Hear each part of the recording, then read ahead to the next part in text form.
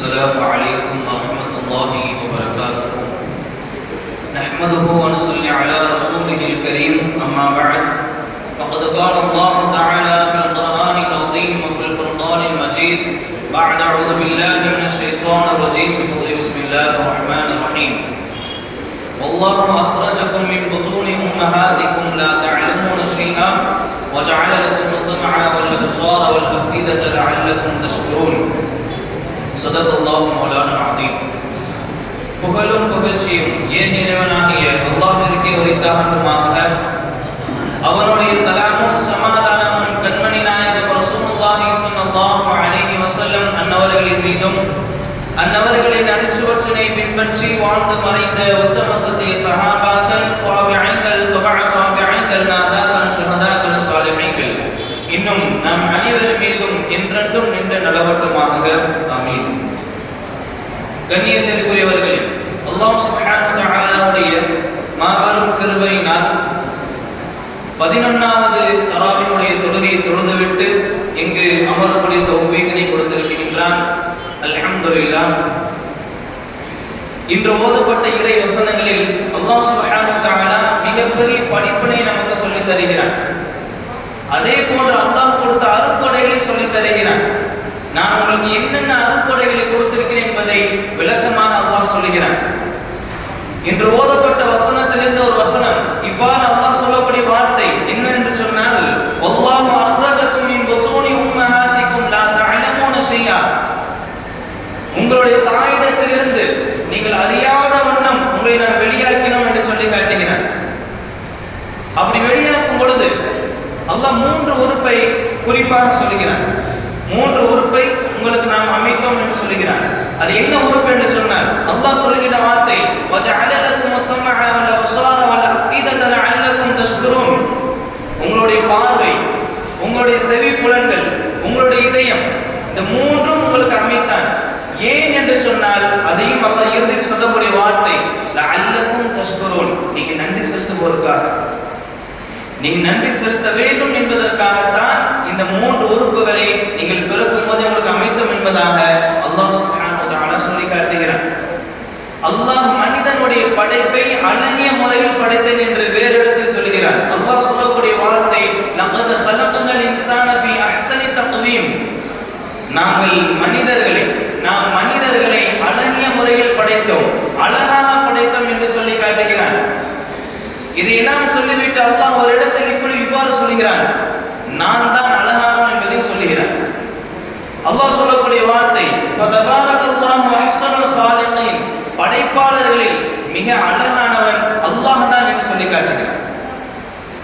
இந்த உலகத்தில் யார் எது வேண்டாலும் படைத்தாலும் சரி, அல்லாஹ் போல் ஒன்றை அமைக்க முடியாது, அல்லாஹ் போல் ஒரு முறையை கொண்டு வர முடியாது, அல்லாஹ் போன்ற ஒரு படைப்பை யாராலும் படைக்க முடியாது என்பதைத்தான் அல்லாஹ் சொல்லக்கூடிய வார்த்தை அழகிய படைப்பாளன் என்று சொல்லி காட்டுகிறான். அதனை வைத்துதான் அல்லாஹ் நான் மனிதனை அழகாக படைத்தேன் என்றும் சொல்லி காட்டுகிறான். இதெல்லாம் ஏன் அல்லாஹ் சொல்ல வேண்டும் என்று சொன்னார், அல்லாஹ் சொல்லக்கூடிய வார்த்தை, நீங்கள் எல்லாம் இந்த உறுப்புகள் ஏன் உங்களுக்காக வேண்டி படைத்தோம் என்று சொன்னால், ஒஃபி அன்ஃபுசிக்கும் அஃபலா துப்சிரூன். உங்களிடத்திலிருந்தே பல ஏராளமான சான்றுகள் இருக்கிறது, உங்களிடத்திலிருந்தே ஏராளமான சான்றுகள் இருக்கிறது, அது உங்களுக்கு புலப்படவில்லையா, நீங்கள் அதை சிந்திக்க மாட்டீர்களா என்று அல்லாஹ் நம்மை பார்த்து சொல்கிறார். நாம் இந்த அருட்கொடை என்று சொன்னால் நமக்கு அல்லாஹ் கொடுத்த வாகனமோ இல்ல சொத்து சுகங்களோ பதவிகளோ அருட்கொடை அல்ல. அதுவெல்லாம் அருட்கொடை என்று சொன்னால் அதை விட முக்கியமான ஒரு அருட்கொடை என்று சொன்னால், நம்முடைய உச்சந்தலையிலிருந்து உள்ளங்கால் வரைக்கும் கொடுக்கப்பட்ட ஒவ்வொரு உறுப்பும் அருட்கொடை, ஒவ்வொரு உறுப்பும் அருட்கொடை. அதில் குறிப்பான அல்லாஹ் சொல்லக்கூடிய வார்த்தை 3 உறுப்புகளை அல்லாஹ் சொல்கிறார். ஒன்று கண், 2வது காது, 3வது இதயம் சொல்கிறார். சில இடங்களில் இந்த 3 சேர்த்தே அல்லாஹ் சொல்கிறார். நாம் குறிப்பாக சொல்ல வேண்டும் என்று சொன்னால், அல்லாஹ் தன்னுடைய பரிசுத்த வேதத்தில் பார்வையை பற்றி சொல்லும் பொழுது, கண்களை பற்றி சொல்லும் பொழுது கிட்டத்தட்ட 148 இடங்களில் சொல்லி காட்டுகிறார் கண்களை, பார்வை. அதே போன்று செவி திறன் இருக்கிறது, அதை அல்லாஹ் சொல்லக்கூடிய வார்த்தை 185 இடங்களில் சொல்லி காட்டுகிறார். கேட்கின்ற அந்த காதுகளை நாம் கொடுத்தோம், எதற்காக கொடுத்தோம்? சோதிப்பதற்காக வேண்டிதான், நீங்க நன்றி செலுத்துவதற்காகத்தான் என்று 185 இடங்களில் காதுகளையும் 148 இடங்களில் பார்வைகளை பற்றி அல்லாஹ் சொல்கிறார். ஏன் கொடுத்தோம் என்பதற்காக நாம் யோசிக்க வேண்டும். ஏன் இதை அல்லாஹ் கொடுத்தான்? நாம் சிந்திக்க வேண்டும். அல்லாஹ் சோதனைக்காக கொடுத்திருக்கிறார். அதிலிருந்து நாம் வெற்றி கொள்ள வேண்டும். அல்லாஹ் கொடுத்த இந்த 3 உறுப்புகள் மிகவும் முக்கியமானது. அதை கொடுத்த அல்லாஹ் நாம் அல்லாஹ்வுக்கு நாம் நன்றி செலுத்துபவர்களாக இருக்க வேண்டும். ஏனென்று சொன்னால் அல்லாஹ் சொல்லக்கூடிய வார்த்தை வஜஅல லகுமுஸ் ஸமஅ வல் அப்சார வல் அஃபீதத கலீலம் மா தஷ்குரூன். இன்று ஓதப்பட்ட இறை வசனங்களில் அல்லாஹ் சொல்லக்கூடிய வார்த்தை லஅல்லக்கும் தஷ்குரூன் சொல்கிறார், நீங்க நன்றி செலுத்த வேண்டும் என்பதற்காக. இன்னொரு இடத்தில் அல்லாஹ் சொல்லக்கூடிய வார்த்தை, இதே வசனத்தை ஓதி இறுதியில் சொல்லக்கூடிய வார்த்தை கலீலம் மா தஷ்குரூன், இது நன்றி செலுத்துபவர்கள் மிகவும் குறைவானவர்கள் என்பதாக சொல்லி காட்டுகிறார். இந்த 3 உறுப்புகள் மிகவும் முக்கியமானது. 3 உறுப்புகள் மிகவும் முக்கியமானது. ஏன் என்று சொன்னால் அல்லாஹ் இது படைத்ததன் நோக்கம் என்ன? இந்த உலகத்தில் நாம் சுகமாக வாழ வேண்டும், ஆரோக்கியமாக வாழ வேண்டும், பிறர் சொல்வதை நம்முடைய காதுகளால் கேட்க வேண்டும். இந்த உலகம் அல்லாஹ் அழகாக படைத்திருக்கிறான், அந்த அழகை நாம் பார்க்க வேண்டும். நமக்கு இதெல்லாம் கொடுத்தான். ஆனால் சில மனிதர்களுக்கு இதுவெல்லாம் கொடுக்கவில்லை. அவர்கள் ஊனமுற்றவர்களாக, மாற்றுத்திறனாளிகளாக அல்லாஹ் கொடுத்ததன் காரணம் இந்த 3 பொறுப்புகள் யாருக்கு கொடுக்கப்பட்டதோ அவர்கள் எல்லாம் கொடுக்கப்படாதவர்களை பார்த்து சோதனை என்று நினைத்துக் கொள்ள வேண்டும். கொடுக்கப்படாதவர்களை பார்த்து நாம் அல்லாஹ்விற்கு நன்றி செலுத்த வேண்டும் என்பதற்காக வேண்டிதான் அல்லாஹ் மாற்றுத்திறனாளிகளையும் அல்லாஹ் கொடுத்திருக்கின்றார். இந்த 3 உறுப்புகளை அல்லாஹ் ஏன் கொடுத்தேன் என்பதையும் சொல்லுகிறார். ஏன் தெரியுமா? இந்த 3 உறுப்புகள் இந்த உலகத்தில் நமக்கு நல்லதாக தெரியலாம், ஆனால் நாளை மறுமையில் நமக்கு எதிராக சாட்சி சொல்லக்கூடிய உறுப்புகள் இதுவெல்லாம் வேவு பார்க்கக்கூடிய ஒற்றர்கள் என்பதாக சொல்கிறான் அல்லாஹ். அல்லாஹ் சொல்லக்கூடிய வார்த்தை ஹத்தா இதா மா ஜாஊஹா ஷஹித அலைஹிம் ஸமஉஹும் வ அப்சாருஹும் வ ஜுலூதுஹும் பிமா கானூ யஅமலூன். பாவம் செய்த அவர்களுக்கு எதிராக அவருடைய கண்கள், அவருடைய காதுகள், அவருடைய தோள்கள், அந்த எதை வெற்றி செய்தார்களோ, கண்களை வைத்து நாம் பாவம் செய்திருந்தோம் என்று சொன்னால் அந்த கண்கள் நமக்கு எதிராக சாட்சி சொல்லும் நாளை வறுமையில். காதுகளை வைத்து தீய விஷயங்களை, தீய பேச்சுகளை எல்லாம் நாம் கேட்டிருந்தோம் என்று சொன்னால், பாவமான காரியங்கள் எல்லாம் நாம் செவியேற்கிறோம் என்று சொன்னால் நமக்கு எதிராக நம்முடைய காதுகள் சாட்சி சொல்லும். அதே போன்று தோள்களை வைத்து நாம் பாவமான செயலை செய்திருந்தோம் என்று சொன்னால் நமக்கு எதிராக நாளை வறுமையில் என்ன செய்யும்? அல்லாஹ்வுக்கு முன்னிலையில் நமக்கு எதிராக அது சாட்சி சொல்லும் என்பதைத்தான் வேவு பார்க்கக்கூடிய ஒற்றர்களாக கண்களையும் செவிகளையும் அல்லாஹ் வைத்திருக்கிறார்.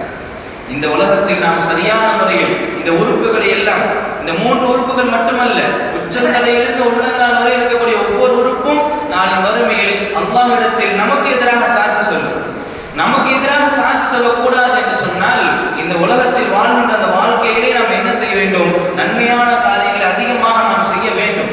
கண்களால் நாம் என்ன செய்ய வேண்டும்? அதிகமாக நன்மையான விஷயங்களை பார்க்க வேண்டும், குர்ஆனை அதிகமாக பார்க்க வேண்டும், காதுகளால் குர்ஆனை அதிகமாக செவியுற வேண்டும். ஸல்லல்லாஹு அலைஹி வஸல்லம் அவர்களுக்கு தான் குர்ஆன் வஹியாக இறங்கியது. இருந்தாலும் கூட நபி ஸல்லல்லாஹு அலைஹி வஸல்லம் அவர்கள் யார் குர்ஆனை அழகிய முறையில் ஓதுவார்களோ, அழகிய முறையில் ராகமாக எப்படி இறங்கியதோ அப்படி எவர்கள் ஓதுவார்களோ அவரிடத்தில் ஓத கேட்டீர்கள் என்பதாக நபி ஸல்லல்லாஹு அலைஹி வஸல்லம் ஹதீஸ்களில் வரும். காரணம் என்னவென்று தெரியுமா? நன்மையான விஷயங்களை பார்ப்பது மட்டுமல்லாமல், நன்மையான விஷயங்களை கேட்பது மட்டுமல்லாமல் நாம் உள் வாங்க வேண்டும். பார்ப்பது மட்டுமல்லாமல், கேட்பது மட்டுமல்லாமல் உள் வாங்க வேண்டும், நம்முடைய உள்ளத்திலும் இருக்க வேண்டும். இந்த 3 விஷயங்கள் நடந்துவிட்டது என்று சொன்னால் நாளை மறுமையில் இந்த உறுப்புகள் எல்லாம் நமக்கு சாதகமாக சாட்சி சொல்லும். அதே போன்று அல்லாஹ் சொல்கிறான் ஒரு இடத்தில், இந்த 3 உறுப்புகள் ஏன் கொடுத்தேன் என்று சொன்னால் பரிசோதிப்பதற்காக, உங்களை சோதனை செய்வதற்காக வேண்டிதான் கொடுத்தோம் என்பதையும் சொல்லுகிறான். அல்லாஹ் சொல்லக்கூடிய வார்த்தை தபதனீஹி ஃபஜஅல்னாஹு ஸமீஅன் பஸீரா. நாம் மனிதர்களை சோதிப்பதற்காக செவியுடையவனாகவும் கேட்கிறவனாகவும் அதே போன்று பார்வை உடையவனாகவும் நாம் படைத்தோம் என்று அல்லாஹ் சொல்கிறார். சோதிப்பதற்காகத்தான் இந்த உறுப்புகள் எல்லாம் நம்ம இடத்தில் இருக்கிறது. நாளை வறுமை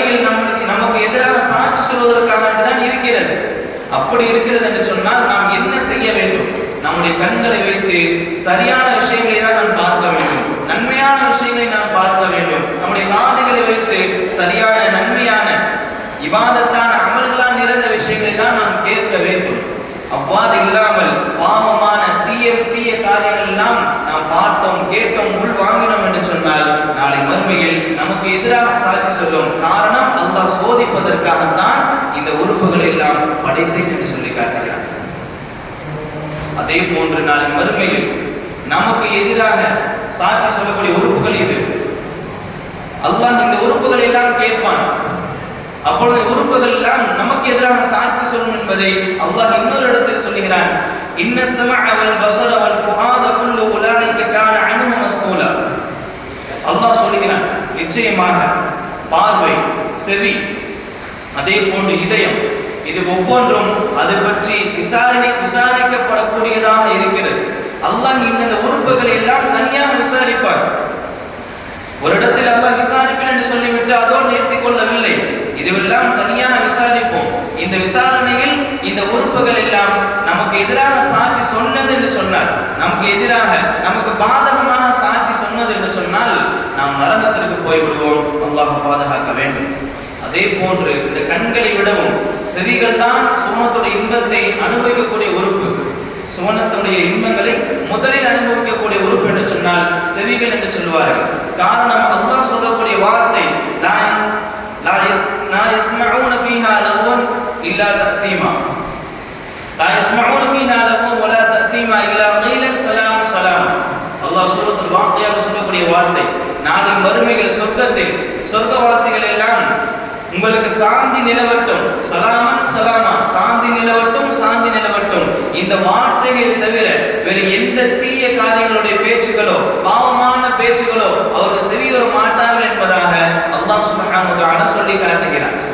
அப்படி என்று சொன்னால் இந்த செவிகளை நாம் இந்த உலகத்தில் வாழ்கின்ற அந்த வாழ்க்கையில் சரியான முறையில், சீரான முறையில், நன்மையான விஷயங்கள் மீது அதை ஈடுபடுத்திக் கொண்டோம் என்று சொன்னால் நாளை மறுமையில் சொர்க்கத்தில் இருக்கும் பொழுது இப்படிப்பட்ட ஒரு அந்தஸ்தை அல்லாஹ் நமக்கு கொடுக்கிறார். நபி ஸல்லல்லாஹு அலைஹி வஸல்லம் அவர்களும் கூட இந்த பார்வையை பற்றியும் இந்த செவித்திறனை பற்றியும் பல இடங்களில் துஆ செய்திருக்கிறார்கள். நபி ஸல்லல்லாஹு அலைஹி வஸல்லம் அவர்கள் துஆக்களில் ஒரு துஆவாக நபி ஸல்லல்லாஹு அலைஹி வஸல்லம் துஆ செய்தார்கள், யா அல்லாஹ், என்னுடைய செவிகளுக்கும் என்னுடைய பார்வைகளுக்கும் அதனுடைய உயிர் இருக்கும் வரைக்கும், என்னுடைய உயிர் எதுவரை இருக்குமோ அது வரைக்கும் என்னுடைய பார்வைக்கும் என்னுடைய செவிக்கும், நான் கேட்கின்ற அந்த செவிக்கும் ஆற்றலை கொடு, சுகத்தை கொடு, இயங்கக்கூடிய அந்த ஆற்றலை கொடு என்பதாக நபி ஸல்லல்லாஹு அலைஹி வஸல்லம் அவர்கள் துஆ செய்திருக்கிறார்கள். குர்ஆனுடைய திலாவத்திலும் கூட நபி ஸல்லல்லாஹு அலைஹி வஸல்லம் அவர்கள் இப்படியும் துஆ செய்தார்கள், அழகிய படைப்பாளனாகிய அல்லாஹ் தான் பார்வையும் செவியும் கொடுத்தான், அதற்குரிய ஆற்றலை கொடுத்தான். அழகிய தோற்றத்தை கொடுத்த அல்லாஹ் இருக்கு, செவிகளும் பார்வையும் கொடுத்த அழகிய முறையில் கொடுத்த அந்த அல்லாஹ் இருக்கு, நான் சிரமப்படுகிறேன், நான் அந்த அப்படிப்பட்ட அல்லாஹ் இருக்கு சஜதா செய்கிறேன் என்பதாக நபி ஸல்லல்லாஹு அலைஹி வஸல்லம் அவர்கள் சொல்லிவிட்டு சஜதா செய்தார்கள் என்பதாக ஹதீஸ்களில் இருக்கிறது. இந்த அளவுக்கு நபி ஸல்லல்லாஹு அலைஹி வஸல்லம் அவர்கள் செவிகளுக்கும் பார்வைக்கும் தனிப்பட்ட முறையில் துஆ செய்திருக்கிறார்கள். ஒரு சஹாபி ஷக்ல் இப்னு ஹுமைத் ரலியல்லாஹு என்ற சஹாபி நபியிடத்தில் வருகிறார்கள். நபியிடத்தில் வந்து சொல்கிறார்கள், பாதுகாப்பான ஒரு துஆவை எனக்கு கற்றுக் கொடுங்கள், பாதுகாப்பான ஒரு துஆவை எனக்கு கற்றுக் கொடுங்கள் என்பதாக நபியிடத்தில் சொல்லும் பொழுது நபி ஸல்லல்லாஹு அலைஹி வஸல்லம் அவர்கள் சொன்னார்கள், அல்லாஹும்ம இன்னி அஊது பிக மின் ஷர்ரி ஸமஇ வ ஷர்ரி பஸரி வ ஷர்ரி லிசானி வ ஷர்ரி கல்பி வ ஷர்ரி மனி. இந்த துஆவை கற்றுக் கொடுத்தார்கள் அந்த சஹாபிக்கு. இந்த துஆவுடைய அர்த்தம் என்னவென்று சொன்னால், நான் அல்லாஹ்விடத்தில் பாதுகாவல் தேடுகிறேன், தீங்கான விஷயத்தை கேட்பதை விட்டும், தீங்கான விஷயங்களை பேசுவதை விட்டும், அதே போன்று தீங்கான விஷயங்களை பேசுவதை நாவினுடைய அந்த தீங்கை விட்டும், என்னுடைய உள்ளத்தினுடைய தீங்கை விட்டும், அதே போன்று என்னுடைய பர்மஸ்தானத்தில் வரக்கூடிய அந்த விந்து துளி அந்த நீருடைய அந்த தீங்கை விட்டும் நான் அல்லாஹ்விடத்தில் பாதுகாவல் தேடுகிறேன் என்ற அந்த துஆவை அந்த சஹாபிக்கு நபி ஸல்லல்லாஹு அலைஹி வஸல்லம் கற்றுக் கொடுத்தார்கள். இதில் முக்கியமான ஒரு விஷயம் என்னவென்று சொன்னால், பார்க்கின்ற அந்த பார்வை, தீங்கான பார்வை விட்டும் பாதுகாப்பு தேடி இருக்கிறார்கள். அதே போல செவி, பாவமான செயல்கள் கேட்பதை விட்டும் பாதுகாப்பு தேடி இருக்கிறார்கள். இதற்காக வேண்டி நபி ஸல்லல்லாஹு அலைஹி வஸல்லம் அவர்கள் துஆ கற்றுக் கொடுத்திருக்கிறார்கள் என்று சொன்னால் நாம் யோசிக்க வேண்டும். இந்த பார்வையும் இந்த செவியும் இந்த உள்ளமும் நாம் இந்த உலகத்தில் நன்றாக இருக்கிறது என்று சொன்னால் நாளை மறுமையில் நபிகள் நமக்கு எதிராக சாட்சி சொல்லக்கூடியதாக இருக்கிறது. சஹாபாக்களும் இதே நிலையில் நன்றி செலுத்துபவர்களாக, அதை உண்மையை நிரூபிப்பவர்களாகத்தான் இருந்திருக்கிறார்கள். நபி ஸல்லல்லாஹு அலைஹி வஸல்லம் அவர்கள் அவருடைய காலகட்டத்தில் தபூக் என்ற யுத்தம் நடக்கிறது. அதற்காக வேண்டி நிதி திரட்டுகிறார்கள். நபி ஸல்லல்லாஹு அலைஹி வஸல்லம் அவர்கள் சொல்கிறார்கள், அல்லாஹ்வுடைய பாதையில் நீங்கள் வாரி வழங்குங்கள் என்பதாக உபதேசம் செய்கிறார்கள். இந்த நிலையில் ஒரு ஏழை சஹாபி தான் படுக்கைக்காக வைத்திருந்த ஒரே ஒரு விரிப்பை அது சந்தையில் வைத்து விற்கிறார்கள். நான் தபூக் யுத்தத்தினுடைய நிதியில் என்னுடைய பங்கு சேர வேண்டும் என்பதற்காக வேண்டி இந்த விரிப்பை விற்கிறேன். நான் இதிலிருந்து வரக்கூடிய அந்த பணத்தை நான் இந்த நிதியில் ஒரு பங்காக கொடுக்க வேண்டும் என்பதற்காக வேண்டி நான் விற்கிறேன், இது யாராவது வாங்கிக் கொள்ளுங்கள் என்று சொல்லும் பொழுது ஒரு மனிதர் அதை பெற்றுக் கொள்கிறார்கள். வெறும் ஒரே ஒரு திர்ஹத்தை கொடுத்து அந்த விருப்பை பெற்றுக் கொள்கிறார்கள். அந்த ஏழை சஹாபி அந்த ஒரு திர்ஹத்தை வைத்து நபியிடத்தில் சென்று கொடுக்கிறார்கள். அதைத் தொடர்ந்து உஸ்மான் ரலியல்லாஹு அவர்கள் 1000 பொற்காசுகளை கொண்டு வந்து கொடுக்கிறார்கள். அப்துர் ரஹ்மான் இப்னு அவுஃப் ரலியல்லாஹு அவர்கள் ஒரு சாக்கு பையை நபியிடத்தில் வந்து கொடுக்கிறார்கள். நபி ஸல்லல்லாஹு அலைஹி வஸல்லம் வாங்கி அதை கொட்டுகிறார்கள். அதில் 200 ஊக்கிய தங்க கட்டிகள் இருக்கிறது என்பதாக சொல்லப்படுகிறது. இந்த அளவுக்கு வாரி வழங்கினார்கள். இதையெல்லாம் உமைர் இப்னு சஅத் காரி ரலியல்லாஹு என்ற ஒரு சிறுவர் அதையெல்லாம் பார்த்து கொண்டே இருக்கிறார்கள். அதையெல்லாம் பார்த்துவிட்டு தன்னுடைய வீட்டில் ஓடோடி வருகிறார்கள். உமைர் ரலியல்லாஹு அவர்கள் யார் என்று சொன்னால் சஅத் ரலியல்லாஹு அவருடைய மகன் உமைர் ரலியல்லாஹு அவர்கள். சஅத் ரலியல்லாஹு அவர்கள் பத்ர் யுத்தத்தில் சென்று ஷஹீதானார்கள். அதன் காரணமாக உமைர் ரலியல்லாஹு அவருடைய தாயார் இரண்டாவது திருமணம் செய்து கொண்டார்கள். இப்பொழுது இரண்டாவது திருமணம் செய்து கொண்ட அந்த சஹாபி இவருக்கு வளர்ப்பு தந்தையாக இருக்கிறார். அந்த வளர்ப்பு தந்தையிடத்தில் உமைர் ரலியல்லாஹு அவர்கள் சிறுவராக இருக்கின்ற இந்த சமயத்தில் இந்த சம்பவம் நடக்கிறது. இதையெல்லாம் பார்த்துவிட்டு தன்னுடைய வளர்ப்பு தந்தை என்ற சஹாபியிடம் சொல்கிறார்கள், இவ்வாறெல்லாம் நடந்தது. நீங்களும் ஒரு செல்வந்தராக இருக்கிறீர்கள், நீங்களும் சென்று என்ன செய்யுங்கள், கொடுங்கள் அல்லாஹ்வுடைய பாதையில் என்று சொல்லும் பொழுது அந்த வளர்ப்பு தந்தையான சஹாபி சொல்கிறார்கள், முஹம்மது ஸல்லல்லாஹு அலைஹி வஸல்லம் அவர்கள் உண்மையாளராக இருந்தால், அவருடைய சொல்லில் அவருடைய மார்க்கத்தில் அவர் உண்மையாளராக இருந்தால் நாம் கழுதையை விட கேவலமான ஆகிவிடுவோம், கழுதை விட மிக கெட்டவர்களாக ஆகியிருக்கும் என்பதாக அந்த சஹாபி சொல்லிவிடுகிறார்கள். இஸ்லாத்திற்கு ஏற்றுக்கொள்ளவில்லை என்று சொன்னால் இப்படிப்பட்ட ஒரு வார்த்தை வருவது சாதாரணமானதுதான். இஸ்லாத்திற்கு வந்ததற்கு பிறகும் கூட, அல்லாஹ்வின் ரசூலும் ஏற்றதற்கு பிறகும் கூட இப்படி ஒரு வார்த்தையை அந்த சஹாபி சொல்லிவிடுகிறார்கள். இதனை அடுத்து அந்த உமைர் ரலியல்லாஹு சொல்கிறார்கள், நான் உங்களை உண்மையாளர் என்று நினைத்திருந்தேன். என்னுடைய மனதில் உங்களை வேறு எந்த ஒரு மனிதருக்கும் எதிராகவும் உங்களுக்கு நான் நினைக்கவில்லை, மிகவும் சிறந்தவராக நினைத்திருந்தேன். யாரையும் என்னுடைய மனதில் நான் உண்மையாளராக, ஒரு நேசிக்கக்கூடியவர்களாக, சிறந்தவராக, நல்லவராக, கண்ணியமானவராக நான் யாரையும் நினைக்கவில்லை, உங்களை மட்டும் தான் நினைத்திருந்தேன். நீங்கள் எப்பொழுது இப்படி போல ஒரு வார்த்தையை சொல்லிவிட்டீர்களோ அப்பொழுதிருந்து என்னுடைய உள்ளத்தில் உங்களுடைய மதிப்பு தூக்கி எறிந்து விட்டது. நீங்க சொன்ன அந்த வார்த்தை உங்களுடைய மதிப்பை முழுவதும் போக்கி விட்டது. அல்லாஹ் மீது ஆணையாக முஹம்மது ஸல்லல்லாஹு அலைஹி வஸல்லம் அவர்களுக்கு நான் சாட்சியாக இருக்கிறேன், அவர் உண்மையாளர், நீங்கள் தான் கழுதை விடவும் கெட்டவர் என்பதாக உமைர் ரலியல்லாஹு சொல்லிவிடுகிறார்கள். இதையெல்லாம் கேட்டுக்கொண்ட அந்த சஹாபி இதையெல்லாம் இந்த பதிலை அவர்கள் எதிர்பார்க்கவில்லை. உடனே தன்னுடைய மகனிடத்தில் சொல்கிறார்கள், மகனே தயவு செய்து இந்த விஷயத்தை, இந்த சொல்லை எல்லாம் நபியிடத்தில் சொல்லிவிடாதே என்று சொல்லும் பொழுது உமைர் ரலியல்லாஹு சொல்கிறார்கள், நான் இந்த விஷயத்தை, நீங்கள் கூறிய இந்த விஷயத்தை நான் மக்களிடத்தில் வெளிப்படுத்தினால் நீங்கள் கேவலப்பட்டு போவீர்கள், உங்களை கேவலப்படுத்தியது போன்று ஆகிவிடும். அப்படி ஒரு கால் அதை நான் மறைத்து விட்டால் முஹம்மது ஸல்லல்லாஹு அலைஹி வஸல்லம் அவர்களுக்கு துரோகம் செய்தது போல் ஆகிவிடும் என்பதாக உமைர் ரலியல்லாஹு சொல்லி காட்டுகிறார்கள். உமைர் ரலியல்லாஹு அவர்கள் சிறுவராக இருக்கிறதன் காரணமாக இந்த சஹாபி இவருடைய சொல்லை பெரிதாக எண்ணவில்லை. ஆனால் உமைர் ரலியல்லாஹு அவர்கள் நபியிடத்தில் சொல்கிறார்கள், நபியிடத்தில் சென்று சொல்கிறார்கள், நடந்த விஷயத்தை எல்லாம் சொல்கிறார்கள். இந்த சஹாபி, என்னுடைய வளர்ப்பு தந்தையான இந்த மனிதர் இவ்வாறான ஒரு வார்த்தையை சொல்லிவிட்டார்கள். அங்க இருக்கக்கூடிய நபித்தோர்கள் எல்லாம் இதை கேட்கிறார்கள். கேட்டுவிட்டு அந்த சஹாபிக்கு, வளர்ப்பு தந்தையான அந்த சஹாபிக்கு முதலில் சாதகமாக சொல்கிறார்கள், இவர் அவ்வாறெல்லாம் சொல்லியிருக்க வாய்ப்பே கிடையாது என்பதாக. இன்னும் சில நபித்தோழர்கள் சொன்னார்கள், இந்த சிறுவருக்கு சாதகமாக சொன்னார்கள், இந்த உமைர் ரலியல்லாஹு அவர்கள் எங்களோடு தான் சேர்ந்து தொழுவார், இவருடைய முகத்தை பார்க்கும் பொழுது இவர் பொய் சொன்னது போல் தெரியவில்லை. ஸல்லல்லாஹு அலைஹி வஸல்லம் அவரிடத்தில் உறுதியாக சொன்ன வந்த உமைர் ரலியல்லாஹு அன்ஹு பார்க்கிறார்கள். இதையெல்லாம் கேட்டுவிட்டு நபி ஸல்லல்லாஹு அலைஹி வஸல்லம் அவர்கள் அந்த சஹாபியை அழைக்கிறார்கள்.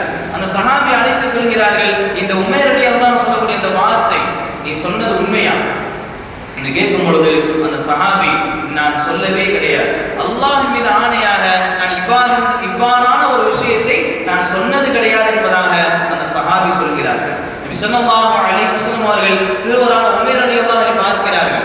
உடனே உமைர் ரலியல்லாஹு சொல்கிறார்கள், இவர் அவ்வாறு தான் சொன்னார், இவர் பொய் சொல்கிறார், உண்மை நான் சொன்னதுதான் உண்மை என்று சொல்லும் பொழுது இந்த சஹாபி, நான் இவ்வாறான விஷயத்தை நான் சொல்லவே கிடையாது என்பதாக அல்லாஹ்வின் சத்தியம் என்று சொல்கிறார்.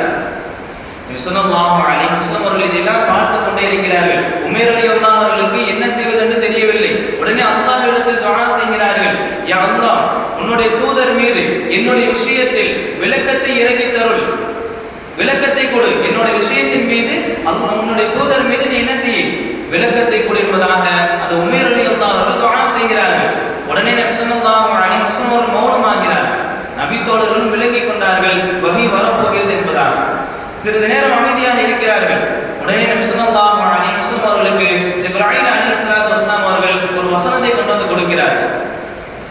அந்த வசனத்தினுடைய விளக்கம் என்னவென்று சொன்னார், இஸ்லாத்தை ஏற்றதற்கு பிறகு நிராகரித்தும் இருக்கிறார்கள், அல்லாஹ்வும் ரசூலும் உங்களுக்கு வாழ்வாதாரத்தை கொடுத்திருக்கும் பொழுது, உங்களை சீமானாக ஆக்கியதற்கு பிறகு, செல்வதனாக ஆக்கியதற்கு பிறகு நீங்கள் அவருக்கு எதிராக இருப்பது நல்லது அல்ல, இந்த விஷயத்திலிருந்து நீங்கள் முற்றிலும் தவிர்த்து விடுங்கள் என்பதாக உள்ள அந்த வாசகம், அந்த ஆயத், அந்த வசனம் இறங்குகிறது. நபி ஸல்லல்லாஹு அலைஹி வஸல்லம் அவர்கள் புரிந்து கொள்கிறார்கள், இவர் மீதுதான் தவறு என்று.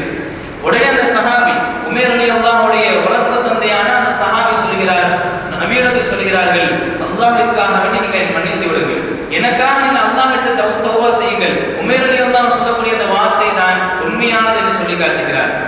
உடனே நபி ஸல்லல்லாஹு அலைஹி வஸல்லம் அவர்கள் உமைர் ரலியல்லாஹுடைய காதுகளை வருடிவிட்டு சொல்கிறார்கள், உன்னுடைய காதுடைய பொறுப்பு அதன் பொறுப்பை செய்துவிட்டது, உன்னுடைய காதனுடைய பொறுப்பு அதனுடைய உண்மையான பொறுப்பை செய்துவிட்டது, அல்லாஹ்வும் நீ உண்மையானவன் என்று உண்மைப்படுத்தி விட்டான் என்பதாக நபி ஸல்லல்லாஹு அலைஹி வஸல்லம் அவர்கள் சொல்லி காட்டினார்கள்.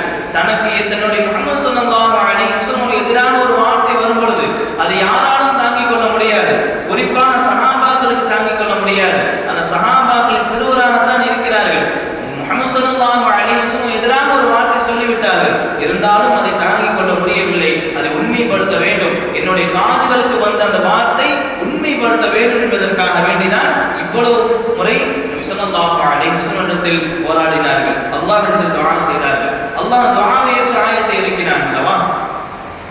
இதன் பிறகு உமைர் ரலியல்லாஹு அவர்கள் சிறுவராக இருந்தார்கள், அதன் பிறகு பெரியவராக ஆகிறார்கள். இவருடைய வாழ்க்கையில் அல்லாஹ் சிறப்பை மட்டும்தான் கொடுத்தார், இவருடைய வாழ்க்கையில் சிறப்பை மட்டும்தான் கொடுத்தார். அதே போல் இந்த வளர்ப்பு தந்தையான சஹாபியும் இந்த உமைர் ரலியல்லாஹு இடத்தில் நல்ல முறையில் பாசமான முறையில் நடந்து கொண்டார்கள் என்பதாக இந்த ஹதீஸினுடைய இந்த சம்பவத்தின் இறுதியில் யார் அதை அறிவிக்கிறார்களோ அந்த அறிவிப்பாளரான அந்த சஹாபிகள் எல்லாம் சொல்லி காட்டுகிறார்கள். இந்த அளவுக்கு சஹாபாக்கள் இருந்திருக்கிறார்கள். காரணம் என்னவென்று சொன்னால் நம்முடைய பார்வை, நம்முடைய செவிகள், இதுவெல்லாம் நாளை மறுமையில் நமக்கு எதிராக சாட்சி சொல்லக்கூடியதாக இருக்கிறது. வல்ல ரஹ்மான் இதிலிருந்து முழுமையாக பாதுகாத்து தந்தல் புரிவானாக. நம்முடைய செவிகளையும் நம்முடைய பார்வையையும் நாம் உலகத்தில் வாழ்ந்த வரைக்கும் சீரான முறையில் இயக்கக்கூடிய அந்த நல்ல ஒரு ஆற்றலை நம்முடைய காதுகளுக்கும் பார்வைக்கும் தந்தல் புரிவானாக. வாஹிரு தஅவானா அல்ஹம்துலில்லாஹி ரப்பில் ஆலமீன். அஸ்ஸலாமு அலைக்கும் வரஹ்மத்துல்லாஹி வபரகாத்துஹு. سبحانك اللهم وبحمدك أشهد أن لا إله إلا أنت أستغفرك وأتوب إليك.